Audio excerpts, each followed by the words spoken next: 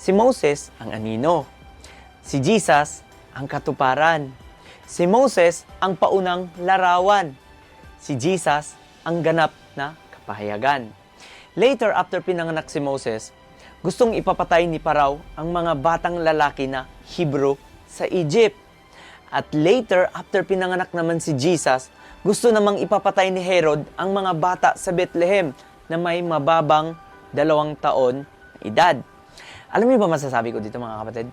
Dito pa lang, takot na ang mga kalaban. Si Moses ang isinilang para iligtas ang Israel para sa slavery in Egypt. Si Jesus naman ang isinilang para iligtas tayo sa slavery in sin.